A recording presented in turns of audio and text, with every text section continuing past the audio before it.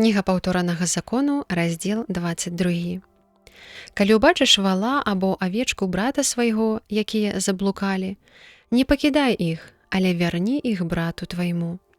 Калі ж брат твой не блізка ад цябе, або калі яго не ведаеш, завядзі ў дом свой, і хай будуць у цябе. Аж прыйдзе іх шукаць брат твой, і тады аддасі іх яму. Так зрабі з яго аслом, з плашчом і з кожнаю згубленаю рэччу брата свайго. Калі знойдзеш яе, не замоўчвай.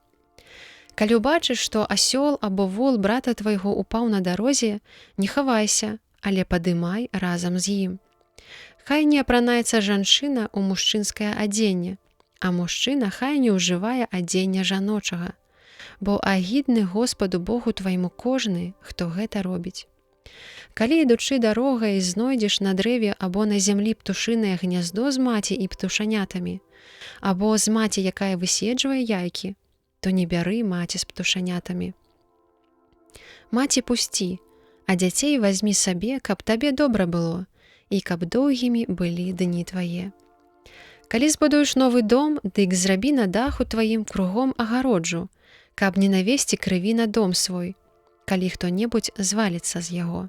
Не засявай вінаградніку свайго другім насеннем, каб не зрабіць табе заклятым і збор насення, якое ты пасееш, і плады вінаградніку свайго.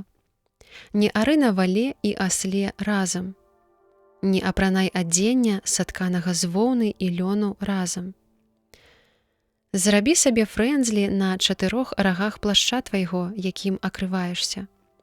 Калі хто возьме жонку і увойдзе да яе, а потым узненавідзіць яе, і пачне намаўляць на яе і зняславіць яе, кажучы: «Узяў я яе за жонку, але ўвайшоўшы да яе, не знайшоў у яе дзявоцтва». Тады бацька і маці яе хай занясуць знакі дзявоцтва яе да старэйшых з горада, якія сядзяць у браме. І бацька хай скажа: «Даў я сваю дачку гэтаму чалавеку за жонку, а ён яе ўзненавідзеў, і знеслаўляе яе імя тым, што кажа: «Не знайшоў я ў дачкі тваё дзявоцтва, але вось доказы дзявоцтва маёй дачкі», і раскладзе адзенне перад старэйшымі з горада. Тады старэйшыя з таго горада хай возьмуць мужчыну і пакараюць яго. І накладуць на яго пакаранне ў 100 сікляў срэбра і аддадуць іх бацьку тае жанчыны, бо зняславіў ён імя дзяўчыны Ізраэля. Яна хай застаецца яго жонкай, і не зможа ён кінуць яе ва ўсе дні жыцця свайго. Але калі тое, у чым ён абвінавачвае, акажацца праўдай, калі не пацверджана дзявоцтва ў дзяўчыны, то завядуць яе да дзвярэй дома бацькі яе і ўкамянуюць яе мужчыны гэтага горада аж да смерці, бо прынесла яна ганьбу Ізраэлю тым, што распуснічала ў доме бацькі свайго. Так вынішчыш зло з асяроддзя свайго. Калі знойдзены будзе мужчына, што ляжыць з чужою жонкай, абое хай памруць, чужаложнік і чужаложніца, і ты вынішчыш ліха з Ізраэля. Калі хто-небудзь спаткае ў горадзе маладую дзяўчыну, заручаную мужу, і ляжа з ёю, то абаіх прывядзіце да брамы горада таго і укамянуйце да смерці. Дзяўчыну за тое, што не крычала, будучы ў горадзе, а таго мужчыну за тое, што згвалтаваў жонку блізкага свайго. І так вынішчыш зло паміж сябе.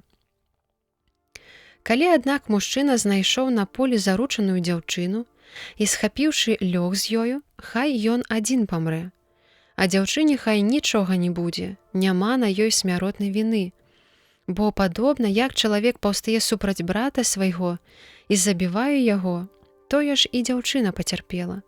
Яна адна была на полі, і крычала заручаная дзяўчына, але не было нікога, хто б дапамог ёй. Калі б мужчына напаткаў цнатлівую дзяўчыну, незаручаную, схапіў яе і лёг з ёю, і справа дайшла б да суда, той мужчына, які лёг з ёю, хай дасць бацьку дзяўчыны 50 сікляў срэбра і возьме яе за жонку, таму што ён згвалтаваў яе, і не будзе ў яго магчымасці кінуць яе ва ўсе дні жыцця яго. Не павінен браць мужчына жонкі бацькі свайго і адкрываць покрыва яго.